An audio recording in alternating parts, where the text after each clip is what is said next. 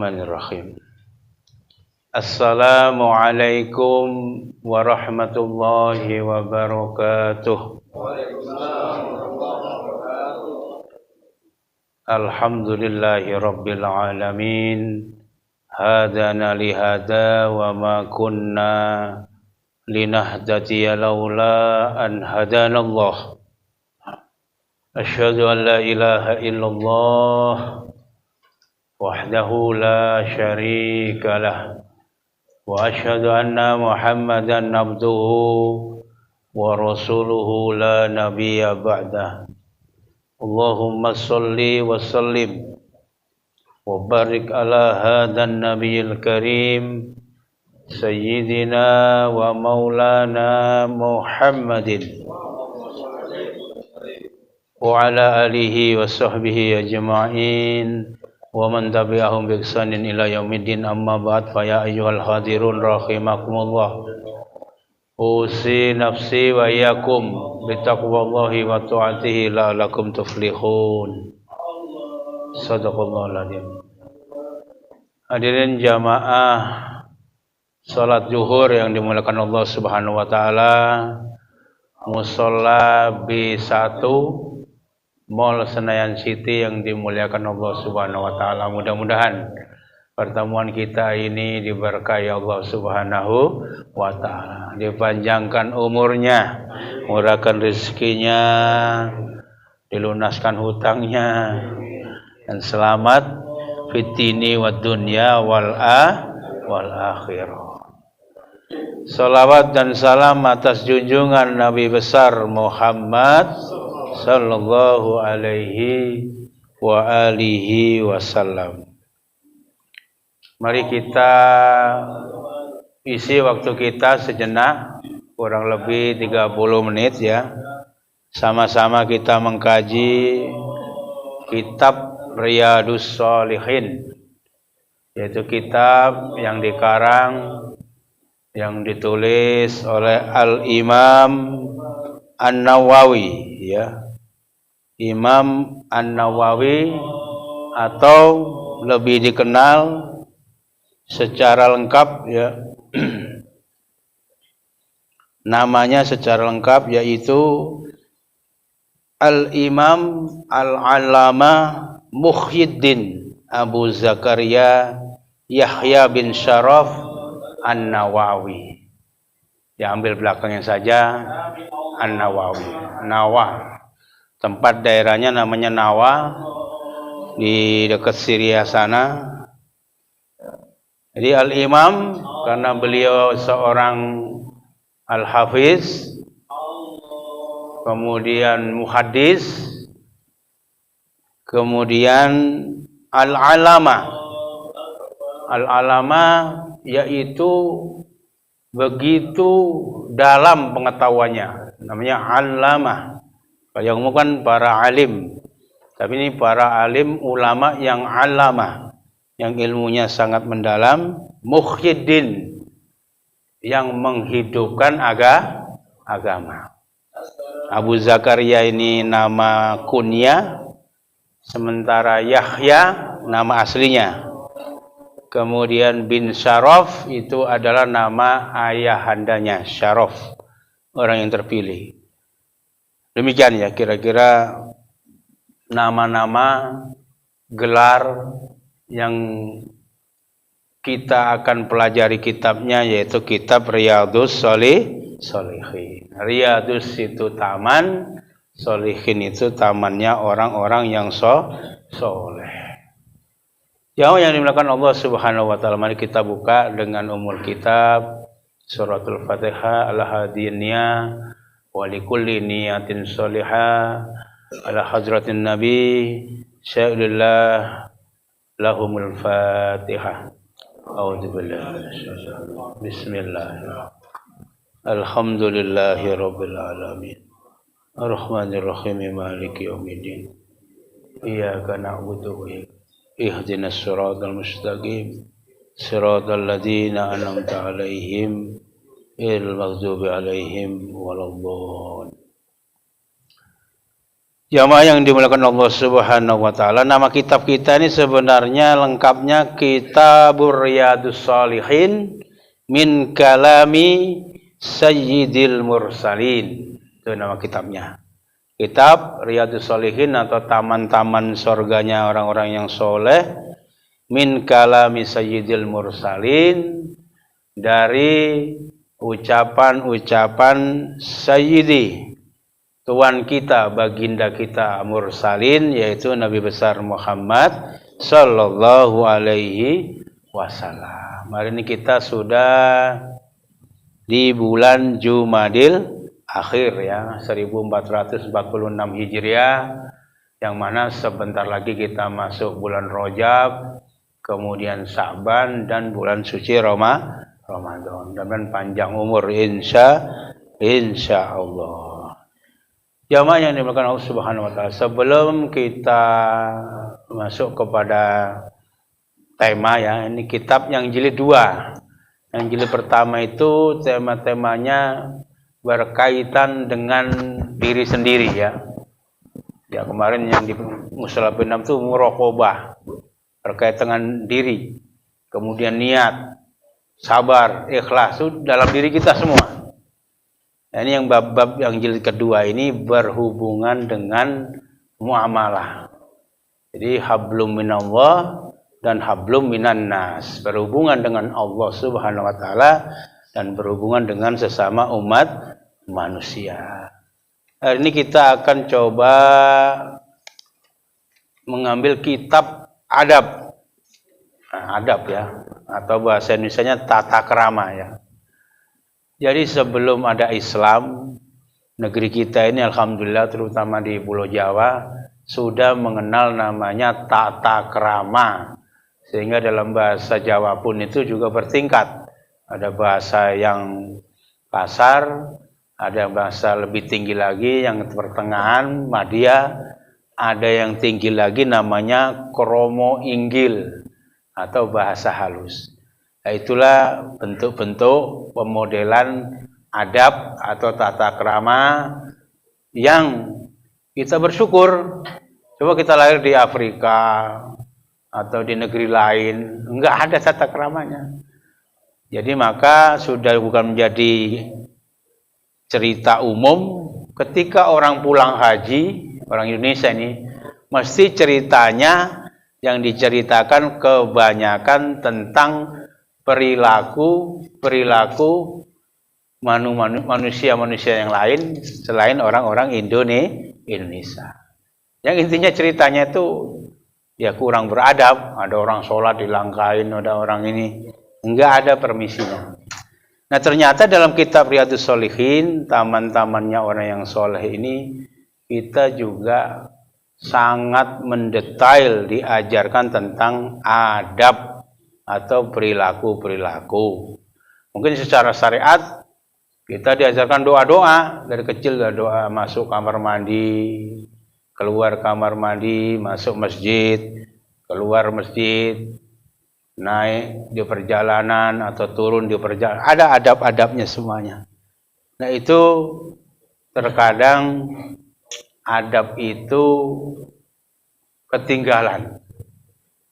Terkadang orang dengan ilmunya yang sangat tinggi, pengetahuannya yang luas, tiba-tiba lupa.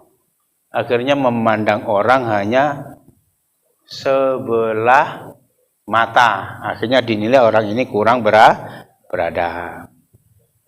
Ya, akhirnya hal-hal tersebut menjadikan acuan. Ya kan, belum lama ini kan ada polemik masalah adab ya. Ada seorang ustadz atau gus yang berperilaku kepada seorang penjual es teh. Ini tidak menyebut nama. Ini kita mengambil sesuatu yang tersirat. Jadi kita ngaji itu kalau yang di kitab ini tersurat, isinya Al-Quran sama hadis. Tapi kalau kita lihat ya sekilas lah keadaan di luar, ada yang tersirat gitu loh. Ada kejadian-kejadian yang kejadian itu kalau kita cocokkan dengan kitab yang di Riyadhus Shalihin itu nggak masuk di kitab adab ya, perilaku-perilaku yang bersesuaian. Nah, sebelum adab ini juga banyak.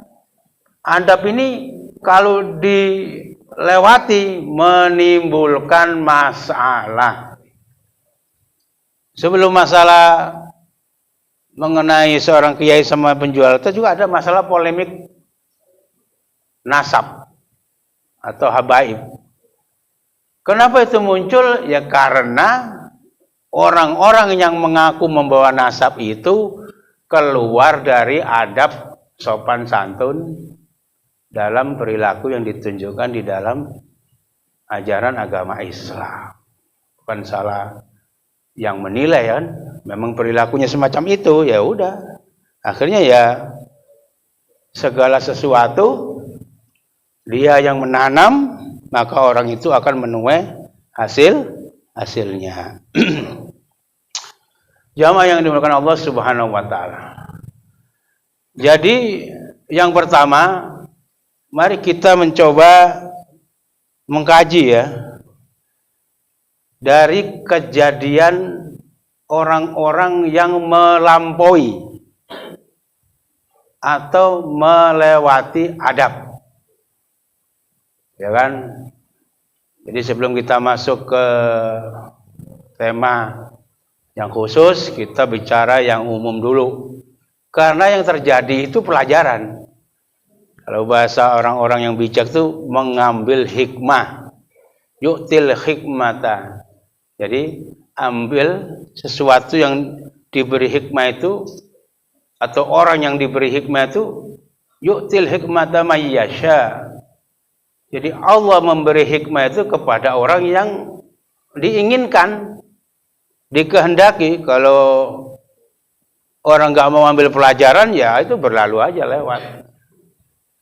Tapi di sini karena kita ngaji, kita mengkaji.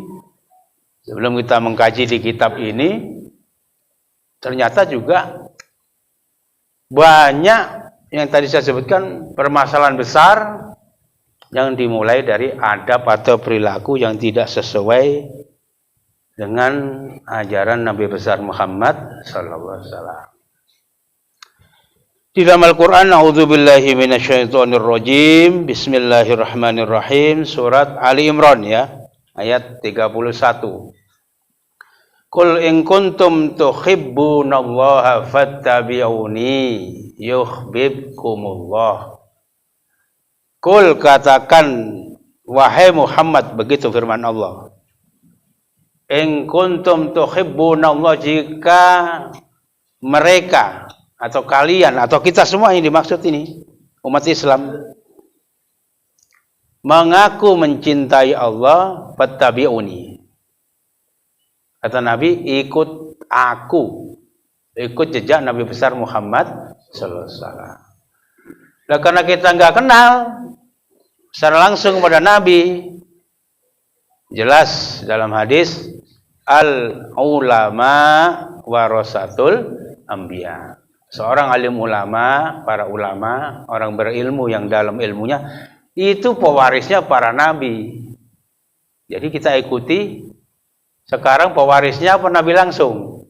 Pewaris para nabi. Nabinya sudah jauh, 1446 tahun yang lalu.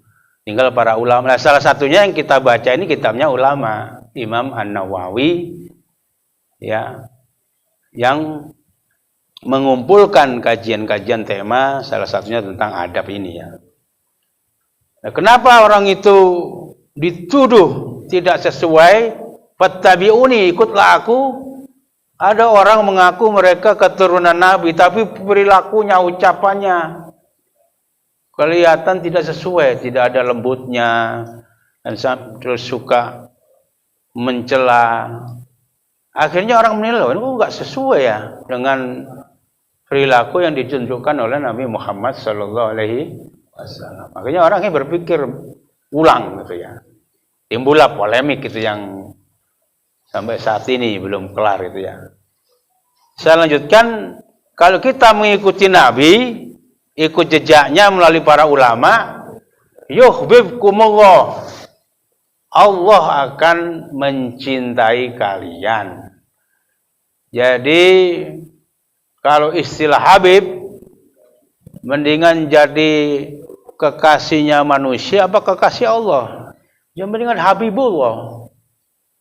Jadi kita semua punya kesempatan menjadi kekasih Allah Subhanahu wa ta'ala. Bukan monopoli hanya orang-orang yang mengaku keturunan, bukanlah. Ini Qur'annya, yuhibbukumullah. Anda para Habib, para Habibullah. Kalau syaratnya mengikuti jejak Nabi Muhammad sallallahu alaihi wasallam. Dari para ulama ya. Jadi boleh orang itu mengikuti Nabi dengan tuntunannya, dengan adabnya, dengan pengetahuannya. Kemudian orang itu di dalam pandangan Allah, yuhibbukumullah. Allah akan cinta kepada orang itu. Wa yaghfir lakum dzunubakum, dan akan diampuni dosa orang yang bertekad mengikuti jejak Nabi Muhammad sallallahu alaihi wasallam. Ini jangan rebutan gelar Habib. Semua berkesempatan menjadi orang yang dicintai Allah berdasarkan Al-Qur'an ini. Maka kedudukan seseorang itu kan dari Muslim, Islam, KTP-nya. Belum tentu mukmin. Karena orang Muslim ada yang banyak yang enggak sholat, enggak bisa ngaji juga. Tapi Islam, kemudian mukmin, sudah sholat, bisa baca Quran, sudah belajar fikih, belajar ngaji, mukmin. Mukmin saja juga nggak cukup, karena Allah kan wallahu yuhibbul muhsinin.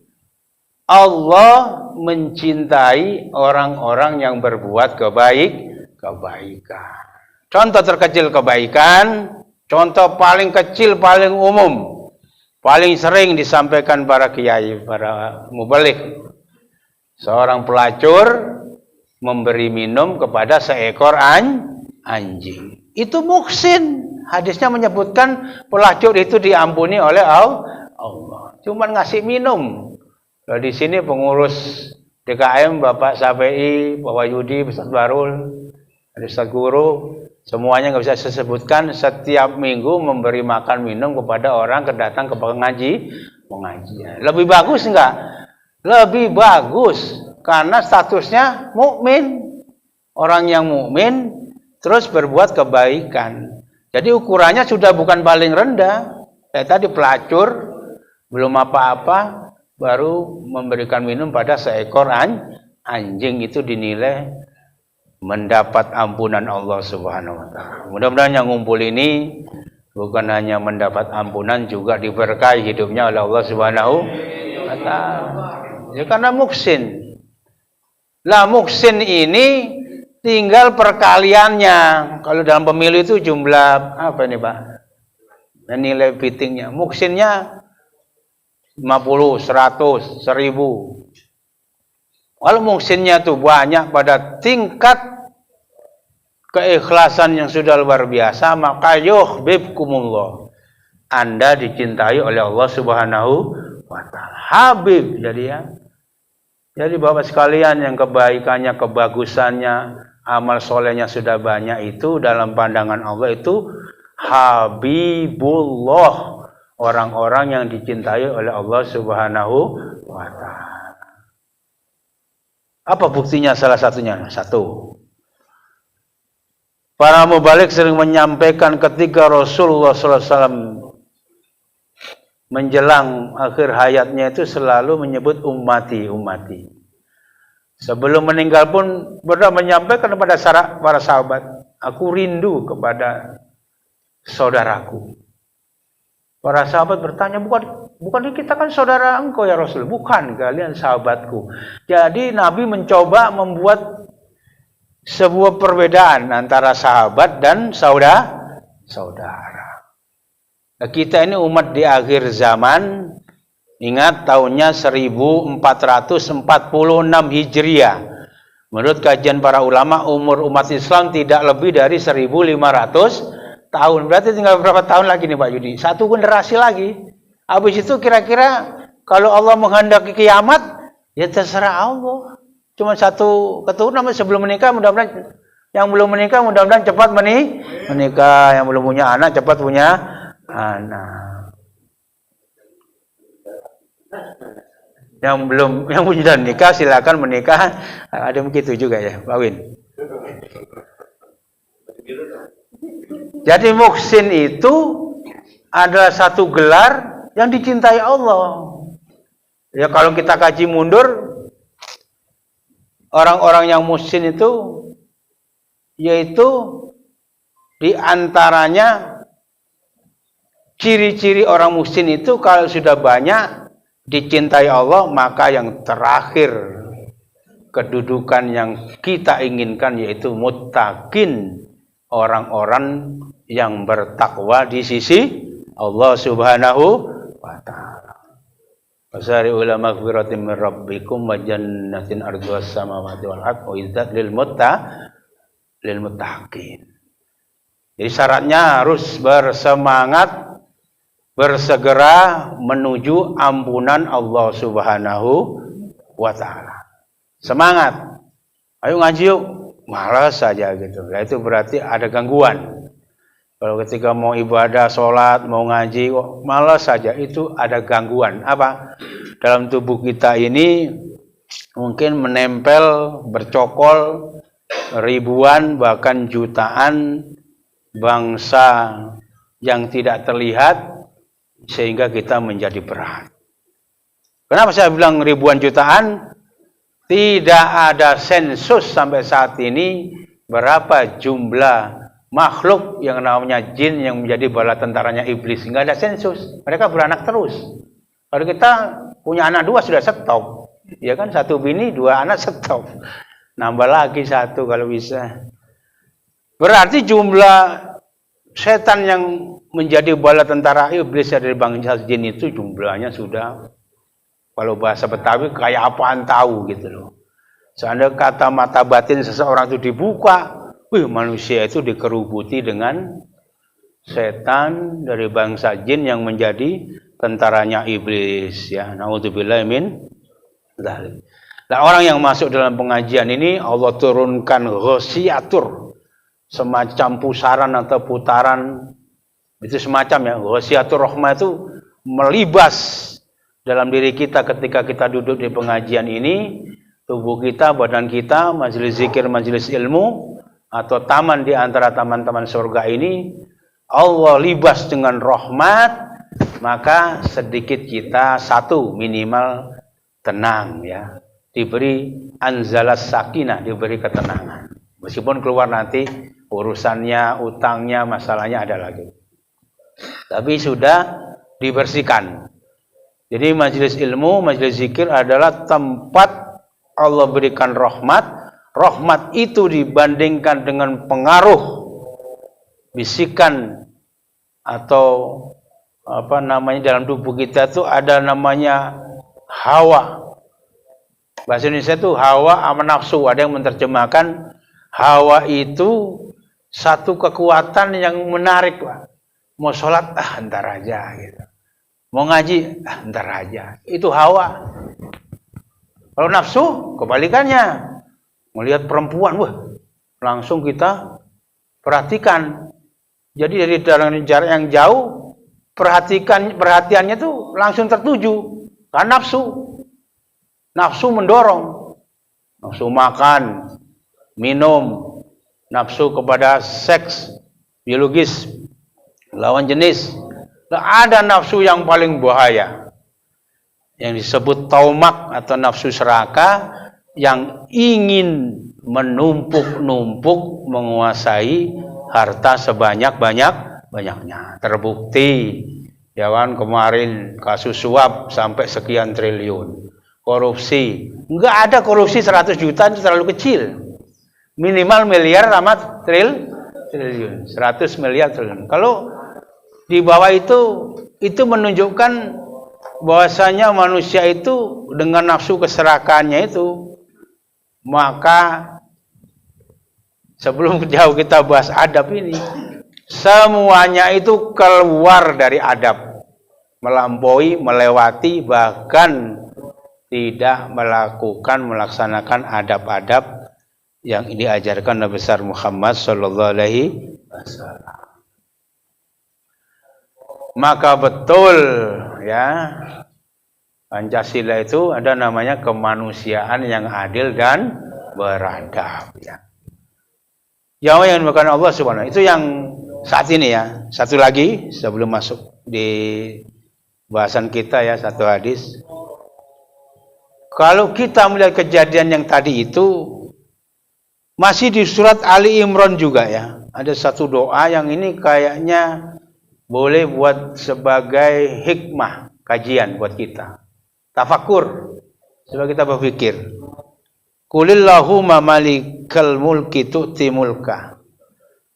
Ya. Kul katakan Muhammad, atau ini perintah buat kita semua ya, boleh dihafal ini. Allahumma malikal mulki. Ya Allah, malikal mulki, raja yang memiliki kekuasaan. Itu siapa yang memiliki kekuasaan? Allah Subhanahu wa ta'ala. Tu'ti mulka man tasha. Kekuasaan itu diberikan kepada orang-orang yang dikehendaki oleh Allah Subhanahu wa ta'ala. Wa tanzi'ul mulka mimman tasha. Kekuasaan itu juga dicabut dari orang-orang yang dikehendaki. Coba perhatikan, ada seorang tukang teh, nggak tahu seberapa besar urusannya, perkaranya. Tapi pada saat itu dia harus menerima, katakanlah hinaan. Selepas itu dia langsung berikutnya 100 juta, 300 juta. Tidak ada seminggu, dalam 1 hari, 2 hari, beberapa hari. Dia langsung naik. Keuangan perekonomian derajatnya itu melampaui kita semua lah. Kalau saya hitung-hitung UMR saja, karyawan UMR itu kerja 20 tahun nggak dapat Pak 500 juta itu. Pensiun loh ya Pak Yudi. Itu tukang teh langsung dapat umroh gratis sekeluarga. Siapa yang berbuat itu? Maka jangan lihat dulu oknumnya. Lihatlah takdir Allah, bagaimana Allah mempermainkan sebuah sandiwara. Maka kita bertakbir, bertasbih, subhanallah, walhamdulillah. Wala ilaha illallah, Allahu akbar. Jadi itu takdir itu kalau kita lihat kepada siapa yang pembuatnya, itu namanya tauhid. Pandangan kita itu nggak langsung ke manusianya. Wah ini mah dasar ustadz sialan, kita ikut mencela, kepancing. Siapa yang mancing? Ini yang dalam diri kita. Ada yang bisiki setan. Udah umpat saja, tulis di Facebook macam-macam. Akhirnya kita ikut-ikut mencela. Jadi nggak tahu mana yang benar, mana salah. Semua ada salah, ada benarnya. Saya mengajak, lihatlah pada posisi Allah menggerakkan sebuah kehendaknya. Innama amruhu idza arada shay'an ayyakula lahu kun fayakun. Kun fayakun, tukang teh. Besok 2 hari 3 hari 500 juta megang dia, masya Allah. Satu lagi ini yang sudah jelas-jelas mau diangkat jadi utusan khusus atau menteri, yang katanya gajinya sudah kelihatan sekian juta per bulan atau ratus, bisa nggak jadi. Itulah kehendak Allah Subhanahu wa ta'ala. Maka hari ini pelajarannya, seberapa besar pun duit atau uang yang kita pegang atau harta yang kita punya hari ini, besok hari kalau mau dihilangkan juga bisa oleh Allah Subhanahu wa ta'ala. Lihatlah banjir, terlihat mobil-mobil baru digelandang keluar. Itu mobil siapa ya? Ya mobil orang. Itu punya dia kan? Iya, tapi kok tiba-tiba dilibas oleh air, tertimpa pohon, dan lain sebagainya.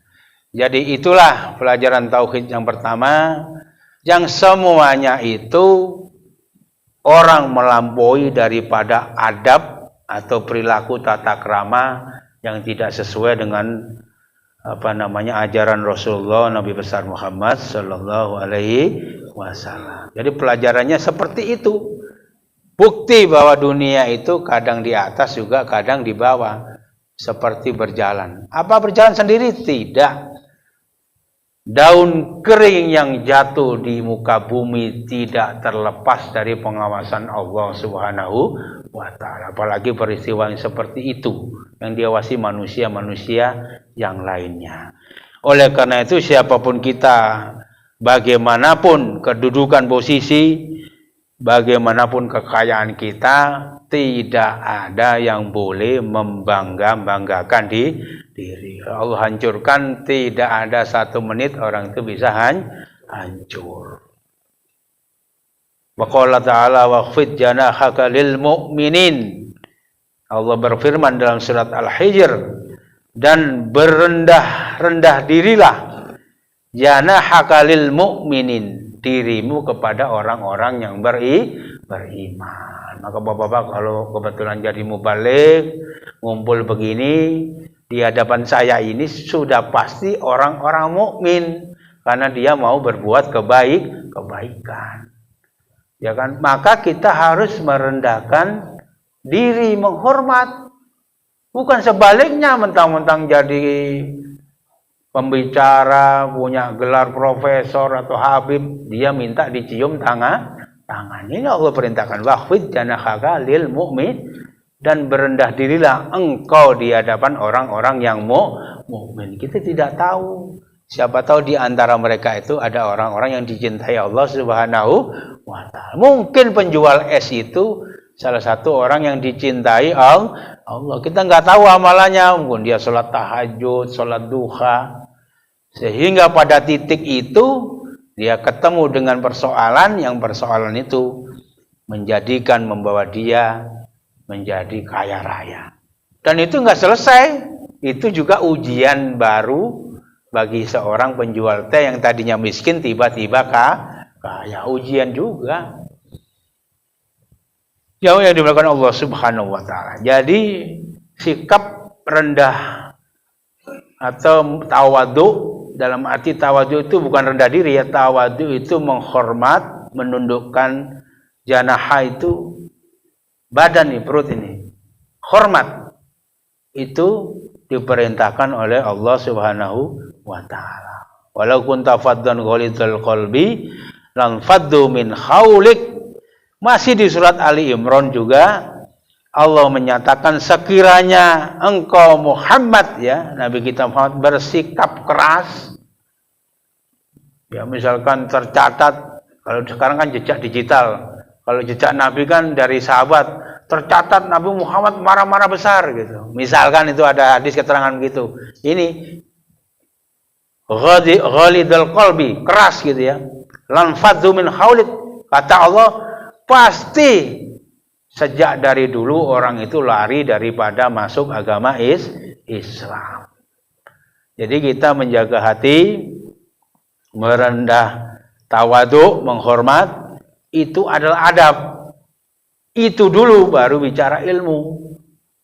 Nah, sekarang orang kan pokoknya semua harus somat, saya kan berilmu ya. Kadang orang nggak tahu. Mana tahu ente punya ilmu nggak? Yang orang lihat itu perilaku, sopan apa tidak. Oh, gak sopan begitu, tapi dia ustaz, aku tuh gak sopan. Nah, itulah akhirnya masuk ke dalam akal pikiran manusia orang awam. Bagaimana orang awam itu mau simpati, mau ngikut, mau taklid, kalau sikap dan perilakunya sendiri tidak menunjukkan adab-adab kesopanan daripada akhlakul karimah. Jamaah yang dimuliakan Allah Subhanahu wa taala, satu lagi sebagai penutup ya. Wa an Adi bin Hatim.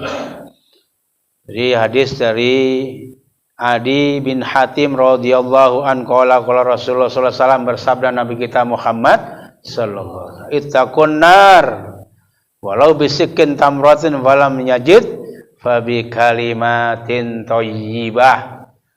Takutlah kalian kepada neraka walau bersedekah sekedar separuh biji kurma. Jadi kita itu dianjurkan mempunyai sikap memberi walaupun cuma sepotong kue, sepotong kurma. Kalau sama teman dekat kan masih oke ya. Ini ada kue satu, potong bagi dua. Itu minimal. dengan niat bersedekah dengan dasar sabda Nabi ittaqun nar, itu bisa menyelamatkan dari siksa api neraka. Walau bisikin tamro, walaupun dengan setengah kurma.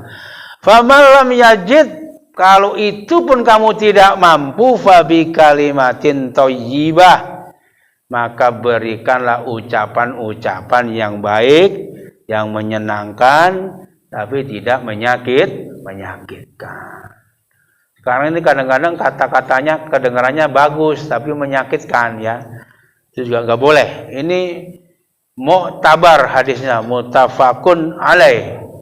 Kalau nggak bisa sedekah setengah kurma, yang ngomong saja yang baik. Qaulun ma'rufun khairun min shadaqatin yatba'uha ada. Ucapan, kalimat, nasihat, pesan yang baik itu mendingan atau lebih baik daripada sedekah yang banyak, ngasih duit banyak, tapi diundat-undat. Undat-undat itu bahasa Indonesianya itu sudah ngasih terus diomong-omongin. Kamu kalau nggak saya bantu keblangsak lo gitu. Habis ngasih dikituin, nggak enak. Mendingan kita berbicara yang baik. Baru sampai sini adab kita menjaga lisan. Karena salamatul insan fi khifdil lisan. Ketika lisan itu rusak, maka rusaklah semua apapun dengan izin Allah Subhanahu wa taala. Waqala Nabi sallallahu alaihi wasallam fi hadisil ukhra wa Nabi Hurairah radhiyallahu an, dari sahabat Abu Hurairah radhiyallahu an, anna Nabi sallallahu alaihi wasallam qala, berkata, bersabda Nabi kita, wal kalimatu thayyibatu shadaqatun, ngomong yang baik itu adalah sedekah. Maka kita tiru, dicontohkan, kalau bisa ngomong yang lemah lembut, yang baik, yang menyenangkan. Dengan itu maka kita selamat dari siksa api neraka. Saya kira itu kajian kita pada siang hari ini. Mudah-mudahan dengan ilmu yang sedikit ini kita diberikan manfaat oleh Allah Subhanahu wa taala. Al-Fatihah. A'udzubillahi minasyaitonir rajim. Bismillahirrahmanirrahim. Alhamdulillah. Ar-Rahmanir-Rahim. Maliki iyyaka na'budu wa sekali lagi pesannya, kita tidak bisa memandang orang lain sebelah mata. Kita tidak tahu. Kalau sesama di tempat pengajian atau di masjid, kita anggap ini ayyuhal mu'min. Orang mukmin itu derajatnya sudah tinggi. Maka kalau kita meremehkan seseorang, jangan-jangan dia sedekahnya lebih baik, sholat sunnahnya lebih banyak, dan amal ibadahnya, ilmunya bahkan lebih baik. Maka dari situlah adab tetap dikedepankan, hormat, tawadu, saling menghormati. Bahkan kalau di pesantren-pesantren itu setiap perkumpulan ini bubar, selalu saling memaafkan, meminta maaf. Itu ada perilaku adab yang diajarkan oleh agama kita, oleh Allah Subhanahu wa taala, oleh Nabi besar Muhammad sallallahu alaihi wasallam. Mari kita bermunajat. Mudah-mudahan urusan kita dimudahkan oleh Allah, hajat kita dikabul, dicukupkan rezeki kita, bisa melaksanakan haji dan umroh ke Mekah dan Madinah, dan juga ke Palestina, Masjidil Aqsa. Bismillahirrahmanirrahim. Alhamdulillahirabbil alamin. Hamdan syakirin, hamdan na'imin, hamdan ya'fi ni'am yukafil mazidah. Ya Rabbana lakal hamdu lakal syukur kama yanbaghi li wajhikal karim wa azimi sultanik. Allahumma ya Allah ya Rahman ya Rahim ya Malik ya Qudus ya Salam ya Mu'min ya Muhaimin ya Aziz ya Jabbar ya Mutakabbir ya Khali ya Bari Musawwir ya Ghaffar ya Qahar ya Wahhab ya Razzaq. Iftah lana abwabal khair, abwabal ni'mah, abwabal salamah, abwabal barakah fid dunya wad dunya wal akhirah. Allahumma ja'alna min ahlil ilmi wa ja'alna min ahlil khair wa ja'alna min ahli ibadik wa ja'alna min ahlil istiqamah waj'alna min ahlil jannah. Ya Allah, jadikan kami orang-orang yang senang menuntut ilmu. Dengan ilmu itu kami senang beramal kebaikan dan kebajikan, sehingga kami termasuk orang-orang yang muhsinin. Dengan kebaikan-kebaikan itu Engkau tingkatkan lagi derajat kami menjadi orang-orang yang muttaqin. Dengan derajat orang yang muttaqin itu maka Engkau cintai ya Allah. Selamat fid dini wad dunya wal akhirah. Rabbana taqabbal minna innaka antas samiul alim wa tub alaina innaka antat tawwabur rahim. Rabbana atina fid dunya hasanah wa fil akhirati hasanah wa qina adzabannar. Sallallahu alaihi wasallam Muhammadin walhamdulillahi rabbil alamin. Mohon maaf bila ada kekurangan. Walaupun wallahul muwaffiq ila aqwamit thoriq. Assalamualaikum warahmatullahi wabarakatuh.